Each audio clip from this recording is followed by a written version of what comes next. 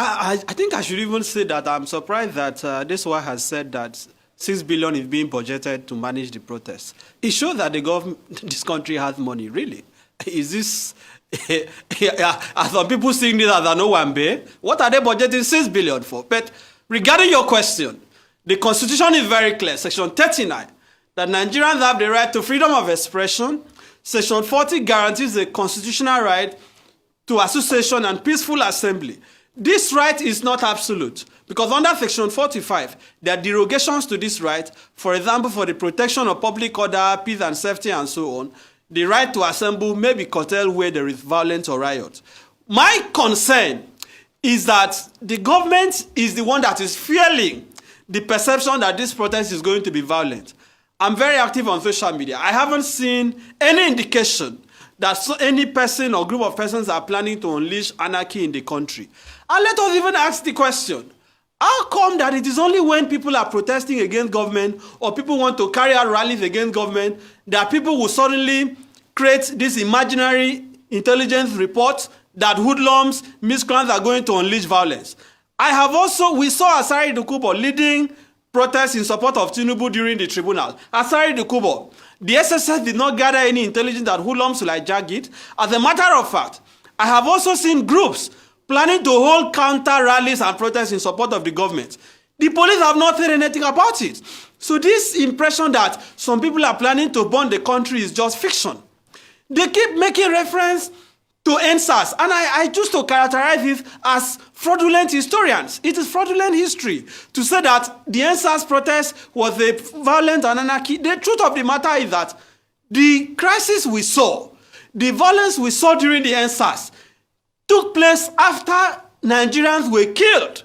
That was what triggered the violence. Even Kenya that they are talking about, until the police opened fire on protesters at the parliament in Kenya, the protest was entirely peaceful. So the question is, are they planning to unleash mayhem on the country? Are they planning to kill Nigerians to instigate violence? That should not be the approach.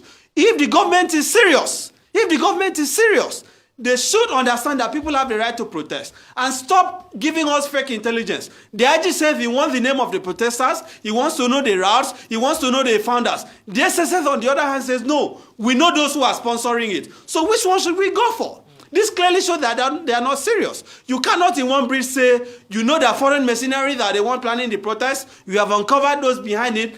At the same time, you are still asking for the identities of those who are behind the protest. Let the Inspector General of Police, let the SSS and the Army. The Army, surprisingly, is issuing a statement on a protest. We are not in a military dictatorship. What is the business of the military issuing a statement on the matter? That can't even be tolerated in a democracy. Let the military remain in the barracks. The police should deploy, in line with the provisions of the Police Act, should deploy police to ensure that those who are protesting are protected. Because the court have even made pronouncement on this matter. Let us assume for a second that they actually have real intelligence, which I believe they don't have. That they have real intelligence that this protest can turn to violence. The court have ruled that the police cannot stop protests because of apprehension of violence.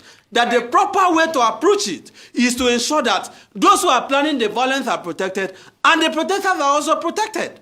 So let them stop creating this apprehension, this nightmare that the country is going to burn. Nobody is planning to burn the country. People are tired, people are hungry, people are desperate for solutions. The government is not providing solutions. And why does the president have to wait till the 1st of August? He can start this moment. Start this moment to effect the changes that people are asking for. Reduce the number of ministers, right? Cut the cost of governance. Tell Nigerians you are not going to purchase a new presidential jet with 150 billion. Tell us you have abolished the office of the first lady and the office of the first daughter and the first son, because we now have office of first lady, office of first son, office of first daughter. Can you imagine Folashade Tinubu making a statement yesterday threatening Nigerians not to protest, and you are telling people that you are running a democratic country? Begin to show us that you are serious. Send a bill to the National Assembly before the 1st of August. Make IREV a legal requirement in our election. These are things that people are asking for. You can do this thing before the 1st of August, but they are not doing that. Begin the fight against corruption.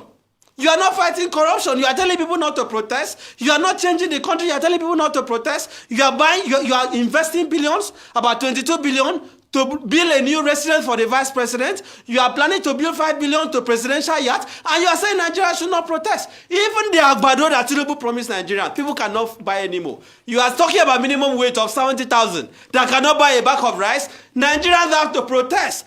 That cassava and agbado that he promised us, he should provide it. Nigerians don't have what to eat. And you are telling people not to protest. Right. What is the alternative? All these fake bishops, fake student leaders that they are using to tell people not to protest, people are not listening to them. People are not going to listen to them.